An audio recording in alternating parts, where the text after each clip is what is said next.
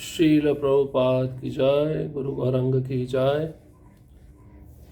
रामानुजाचार्य जी का हम जीवन चरित्र श्रवण कर रहे हैं। कल के सत्र में इतनी सुंदर कथा थी जब रामानुजाचार्य को पता चलता है अपने भाई गोविंद के द्वारा कि यादव प्रकाश और उनके शिष्य मिलकर मुझे मारना चाहते हैं, मुझे षड्यंत्र के द्वारा यहाँ पर तीर्थ का बहाना बनाकर लाया गया है और एक निर्जन स्थान को देखकर मुझे मार दिया जाएगा।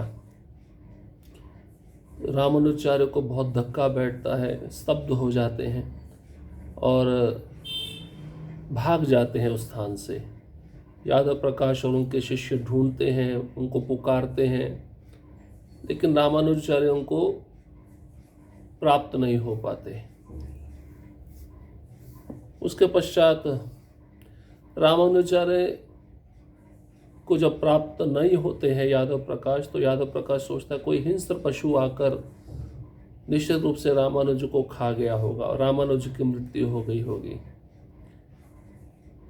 रामानुज उसी जंगल में चलते हैं और एक जगह जब चल के थक जाते हैं, वृक्ष के नीचे बैठकर विश्राम करते हैं, तभी एक व्याध शिकारी दंपत्ति पति पत्नी आते हैं, उनसे मिलते हैं, पूछते हैं आप कौन हैं और आप यहाँ पे क्यों विचरण कर रहे हैं, आप कहाँ से आए हैं। ऐसा व्याध का प्रश्न सुनकर रामानुजाचार्य उनको उत्तर देते हैं और रामानुजाचार्य भी उनको कहते हैं आप कौन है, आप कहाँ जा रहे हैं। तो वो कहते हैं हम रामेश्वरम कांचीपुरम जा रहे हैं, हम पापी लोग हैं और अपने पाप के फल का प्रायश्चित करने जा रहे हैं, तो हम एक साथ चलेंगे। तो रामानुज व्याध दंपत्ति साथ में चलते हैं। एक नदी तक पहुंचते हैं, पूरी रात उस नदी के तट पर बिताकर रामानुज सुनते हैं दोनों पति पत्नी की बातें। पत्नी को प्यास लगती है और रामानुज सुनते हैं कि पति कहता है अभी सो जाओ, अभी ये स्थान छोड़ना ठीक नहीं है, सुबह होते ही पानी पिला दिया जाएगा, प्यास बुझा दी जाएगी। तो सुबह होती है, रामानुज तुरंत पानी लाते हैं, कुआं दिखता है, कुएं में से 3 बार पानी लाते हैं। अंजलि में जो व्याध की पत्नी होती है उसकी प्यास बुझाते हैं। चौथी बार जब पानी लाते हैं तो वहाँ पे कोई नहीं होता। तो स्वयं रामानुज समझ जाते हैं वो व्याध पति पत्नी और कोई नहीं, स्वयं भगवान लक्ष्मी माता लक्ष्मी और भगवान नारायण थे, जो मुझे रास्ता दिखाने के लिए यहाँ पे आए थे, मेरा रक्षण करने के लिए आए थे, क्योंकि रामानुज भयभीत हो गए थे। अब रामानुज कांचीपुरम कैसे लौटे उसके विषय में हम सुनेंगे। रामानुज के नज़दीक की ही मंदिर का कलश तथा अनेक मकानों को देख और अनुमान लगाया कि यह कोई नगर ही है। तब वहाँ से गुजरने वाले यात्री को देखकर उन्होंने पूछा, महाशय इस नगर का क्या नाम है। उस व्यक्ति ने आश्चर्य व्यक्त करते हुए कहा, क्या आप कांचीपुरम जैसे सुविख्यात नगर को नहीं पहचानते? तुम एक अजनबी की तरह क्यों बोल रहे हो? तुम्हारी वेशभूषा से तुम यहाँ के ही वासी प्रतीत होते हो। मुझे लगता है कि आप यादव प्रकाश के छात्रों में से एक हैं और मैंने आपको इस नगर में कई बार देखा है। अभी अभी जिस कुएं के जल का पान तुमने किया है इसके विषय में तुम नहीं जानते। इसका नाम शालकूप है। इसका जल तीनों ताप का नाश करने वाला है, अतः इसे महानतम तीर्थ मानकर इसका जलपान करने के लिए अनेक दूरस्थ स्थानों से लोग यहाँ आते हैं। ये कहकर वह व्यक्ति बिना किसी उत्तर की प्रतीक्षा किए अपने रास्ते पर चला गया। पहले तो इस अविश्वसनीय समाचार को सुनकर रामानुज पूरी तरह से अवाक हो गए, पर दूसरे ही क्षण उन्हें धीरे धीरे एहसास होने लगा कि किस प्रकार भगवान नारायण और लक्ष्मी देवी ने उन पर असीम कृपा की थी। तब उनका हृदय दिव्य प्रेम से भर गया और अश्रुपात करते हुए वे भगवान नारायण से प्रार्थना करने लगे। तो रामानुज चलते चलते नज़दीक में ही मंदिर का कलश देखा, अनेक मकान देखे और अनुमान लगाए कि कोई ना कोई तो शहर है, ये नगर है जहाँ पे मैं पहुँच गया हूँ। अब वहाँ से एक यात्री गुजर रहा था। उस यात्री से रामानुज पूछते हैं, इस नगर का क्या नाम है? तो वह व्यक्ति आश्चर्य व्यक्त करते हुए कहता है कि क्या आप कांचीपुरम जैसे प्रसिद्ध नगर को नहीं पहचानते? एक अजनबी की तरह आप क्यों बोल रहे हो? आपकी वेशभूषा से तो पता चलता है कि आप यहीं के रहने वाले हो। वह यात्री कहता है, मुझे लगता है कि आप यादव प्रकाश के छात्रों में से एक हो और मैंने आपको इस नगर में बहुत बार देखा है। और वह यात्री ये भी बताता है कि अभी अभी जिस कुएं का जल आपने पिया है ना, इसके विषय में तुम नहीं जानते। इसका नाम है शालकूप, और जो इस कुएं का जल पीता है उसके तीनों ताप नष्ट हो जाते हैं, आध्यात्मिक आदि भौतिक आदि दैविक कलेश नष्ट हो जाते हैं।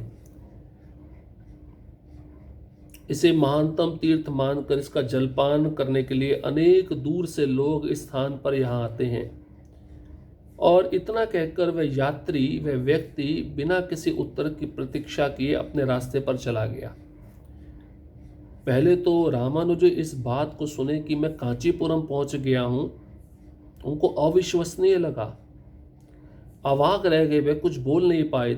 लेकिन दूसरे क्षण उनको एहसास होने लगा कि भगवान नारायण और माता लक्ष्मी देवी ने उन पर असीम कृपा की है, उनको यहाँ पर पहुँचाकर।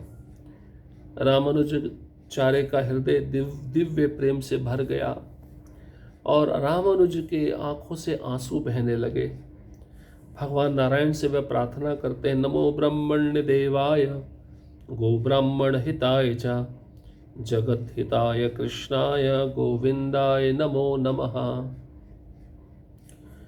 मैं उन भगवान कृष्ण को सादर नमस्कार करता हूँ जो समस्त ब्राह्मणों के आराध्य देव हैं, जो गायों तथा ब्राह्मणों के शुभ चिंतक हैं तथा जो सदैव सारे जगत को लाभ पहुँचाते हैं। मैं कृष्ण तथा गोविंद के नाम से विख्यात भगवान को बारंबार नमस्कार करता हूँ। भगवत प्रेम से उन्मत्त होकर रामानुज उस कुएं की प्रदक्षिणा करने लगे। वह परमानंद में निमग्न थे। सुबह से लगभग 1 घंटा बीत चुका था। उन्होंने परम भगवान की महिमा में श्रीमद् भागवत से महारानी कुंती की प्रार्थनाओं का पाठ किया। कृष्णाय वासुदेवाय देवकी नंदनाय च नंद गोपक कुमाराय गोविंदाय नमो नमः। श्रीमद् भागवतम पहला स्कंद 8वां अध्याय श्लोक क्रमांक 21। अतः मैं उन भगवान को सादर नमस्कार करती हूँ जो वसुदेव के पुत्र देवकी के लाडले नंद तथा वृंदावन के अन्य ग्वालों के बालक एवं गौओं तथा इंद्रियों के प्राण बनकर आए हैं। नमः पंकजनाभाय नमः पंकजमालिने नमः पंकजनेत्राय नमस्ते पंकजांग्रये। श्रीमद् भागवतम पहला स्कंद 8वां अध्याय श्लोक क्रमांक 22। जिनके उदर के मध्य में कमल पुष्प के सदृश गर्त है, जो सदैव कमल पुष्प की माला धारण करते हैं, जिनकी चितवन कमल पुष्प के समान गतिशील है और जिसके चरणों में कमल अंकित है, ऐसे भगवान को मैं सादर नमस्कार करती हूँ।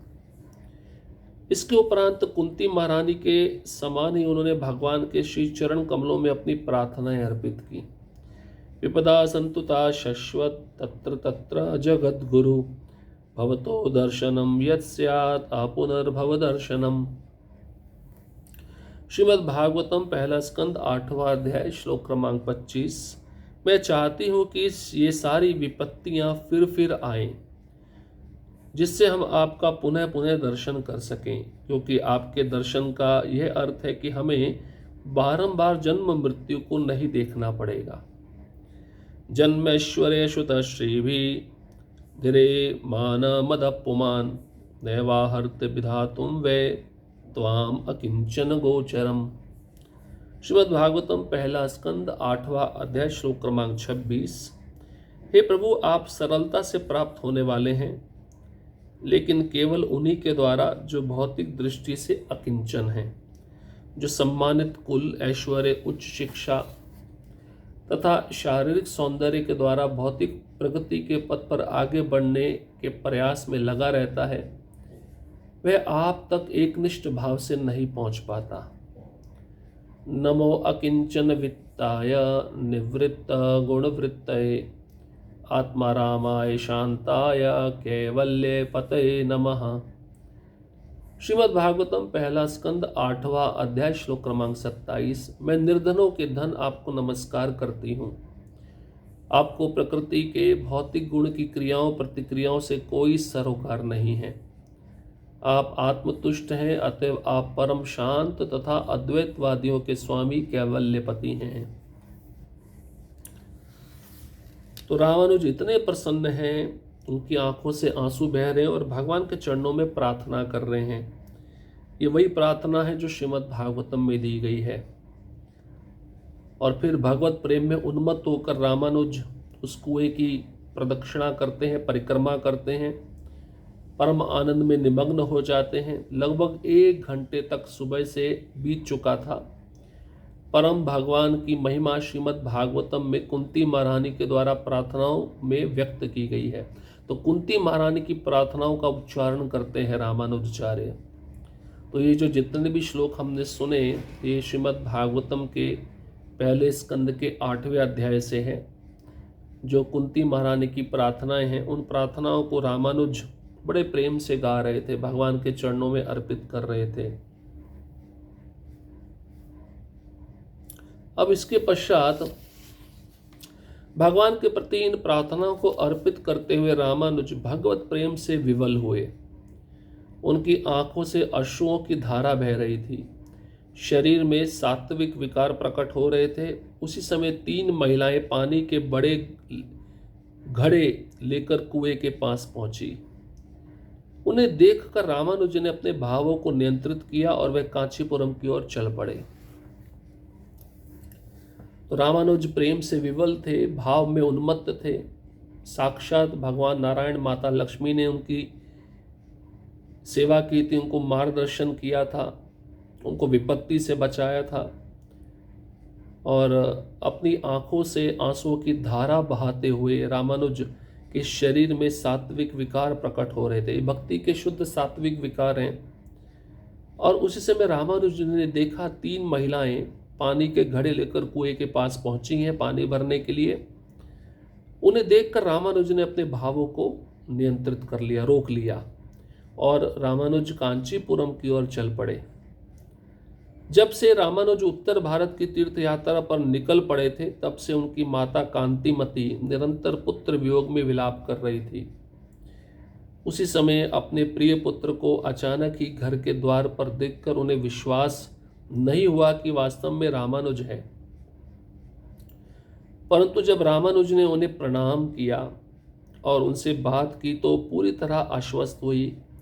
फिर वह खुशी से भर गई और उससे पूछने लगी, मेरे प्रिय पुत्र, तुम इतनी जल्दी कैसे लौट आए?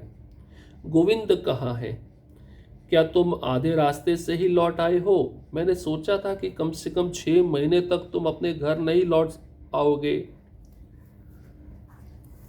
तो रामानुज उत्तर भारत की तीर्थ यात्रा के लिए निकले थे और तब से उनकी माता कांतिमती अपने पुत्र के विरह में बहुत रोती रहती थी, विलाप करती थी। और उसी समय रामानुज को अचानक घर के द्वार पर देखकर उनकी माता कांतिमती को विश्वास नहीं हुआ कि सच में रामानुज आया है। जब रामानुज ने अपनी माता कांतिमती के चरणों में प्रणाम किया, तब कांतिमती को आश्वासन हुआ कि सच में रामानुज है। इतनी खुशी से भर गई कांतिमती, पूछने लगी रामानुज को, इतनी जल्दी कैसे लौट आए हो यात्रा से? गोविंद कहाँ है तुम्हारा छोटा भाई? क्या तुम आधे रास्ते से लौट आए हो? मैंने तो सोचा था 6 महीने तक तुम आने वाले नहीं हो, तुम घर नहीं लौटोगे। रामानुज ने अभी तक घटित हुई सभी कहानी का वर्णन किया। कांतिमती यादव प्रकाश के षड्यंत्र से भयभीत थी, लेकिन यह सुनकर भी प्रसन्न हुई कि भगवान ने उनके पुत्र पर कितनी बड़ी कृपा की थी। उसी समय गोविंद की माता दीप्तिमती और रामानुज की पत्नी घर पर आई। वह यह देखकर अत्यधिक आनंदित हुई कि रामानुज सकुशल वापस लौट आए हैं। तत्पश्चात उन्होंने भगवान नारायण के लिए भोग बनाना शुरू किया। भगवान को भोग अर्पित करने के पश्चात जैसे ही रामानुजाचार्य घर के बाहर आए तो उन्होंने देखा कि कांचीपूर्ण उनके आगमन का समाचार पाकर उन्हें देखने आए हैं और वे प्रतीक्षा कर रहे हैं। रामानुज ने उन्हें देखकर अपना प्रणाम अर्पित किया और अपने सम्मानित अतिथि के रूप में प्रसादम ग्रहण करने के लिए उन्हें आमंत्रित किया। रामानुज ने उनसे कहा, मेरा परम सौभाग्य है कि आज आपका दर्शन प्राप्त हो गया है। कृपा करके आज यही प्रसाद ग्रहण करें। रामानुज के निवेदन को कांचीपूर्ण ने आनंद के साथ स्वीकार किया। उस दिन उस छोटे से घर में सभी ने सर्वाधिक या असीमित आनंद की अनुभूति की। तो माता ने पूछा, इतना जल्दी कैसे आ गए? मैं तो सोच रही थी 6 महीना लगेगा आने में। तो रामानुज ने पूरी घटना का वर्णन किया कि क्या क्या मेरे साथ हुआ है और किस प्रकार से यादव प्रकाश एक षड्यंत्र मुझे मारने के लिए बनाया सभी विद्यार्थियों के साथ। तो रामानुज की माता कांतिमती ने जब ये सुना तो वो सुनकर डर गई, भयभीत हो गई। लेकिन जब रामानुज ने ये भी बताया कि भगवान नारायण, माता लक्ष्मी ने विपत्ति आने पर मेरा रक्षण कैसे किया और मेरे को मार्गदर्शन कैसे दिया, मैं यहाँ तक कैसे पहुँचा, तो ये सुनकर कांतिमती प्रसन्न भी हुई कि मेरे पुत्र पर भगवान नारायण की कितनी विशेष कृपा है। और उसी समय गोविंद की माता दीप्तिमती, रामानुज की पत्नी, घर पर आ गए और वह भी ये देखकर बड़े खुश थे कि सकुशल रामानुज वापस तीर्थ यात्रा से लौट आए हैं। सभी स्त्रियों ने, रामानुज की माँ ने, रामानुज की पत्नी ने और गोविंद की माता दीप्तिमती ने नारायण भगवान के लिए भोग बनाना शुरू किया और भगवान को भोग अर्पित करने गए रामानुज। उसके बाद में रामानुज जब घर के बाहर आए तो उन्होंने देखा कांचीपूर्ण उनके आगमन का समाचार सुनकर वहां पर पहुंच गए हैं पूछने के लिए रामानुज कैसे हैं। रामानुज ने जब कांचीपूर्ण को देखा तो प्रणाम अर्पित किया। कांचीपूर्ण शुद्ध भक्त है भगवान वरदराज के और सम्मानित अतिथि के रूप में उनको प्रसादम के लिए आमंत्रित किया। आइए मेरे घर में आइए, आज तो प्रसाद लीजिए। रामानुज ने कांचीपूर्ण से कहा, मेरा बहुत बड़ा सौभाग्य है कि आज आपका दर्शन प्राप्त हो पाया। कृपा करके आज यही प्रसाद ग्रहण करिए। कितना प्रेम था रामानुज का कांचीपूर्ण के लिए। कांचीपूर्ण देखिए, जबकि हमने सुना शूद्र कुल में जन्मे, एक वैष्णव को शूद्र नहीं माना जाता, लेकिन भगवान के अनन्य भक्त कांचीपूर्ण। और रामानुज ने जो निवेदन किया कांचीपूर्ण के चरणों में, तो कांचीपूर्ण ने आनंद पूर्वक उस निवेदन को स्वीकार कर लिया। उस दिन रामानुज के घर में सभी ने सर्वाधिक आनंद प्राप्त किया, असीमित आनंद प्राप्त किया, जिसकी कोई अनुभूति नहीं कर सकता। तो इस प्रकार से अब रामानुज लौट आए हैं, बड़े प्रेम से अपने घर के संबंधियों के साथ रह रहे हैं और घर के संबंधी भी बहुत प्रसन्न हैं। जिस प्रकार से रामानुज ने वर्णन किया कि मैं कैसे विपत्ति में आया और भगवान नारायण, माता लक्ष्मी ने मेरी कैसे रक्षा की, ये सुनकर उनकी माता बहुत प्रसन्न थी। तो विश्वास होना चाहिए, भक्तों के जीवन में दुख आता है, संकट आता है, लेकिन जब भक्त उसी संकट में भगवान को पुकारता है, भगवान को याद करता है, तो वह संकट भी चला जाएगा। भगवान उस संकट में उस भक्त का हमेशा साथ देते हैं। अब आगे रामानुज ने क्या किया, घर पर रहकर कौन कौन सी क्रियाएं की, और जब माता को पता चला, मौसी को पता चला, क्योंकि कांतिमती दीप्तिमती दोनों बहनें हैं, दोनों को पता चला कि यादव प्रकाश कितना विश्वासघाती है, और उन्होंने फिर रामानुज को इसके विषय में क्या बताया, इसको हम अगले सत्र में सुनेंगे। हरे कृष्णा कृष्ण कृष्णा हरे हरे, हरे राम राम राम हरे हरे। श्रील प्रभुपाद की जय, गुरु गौरांग की जय।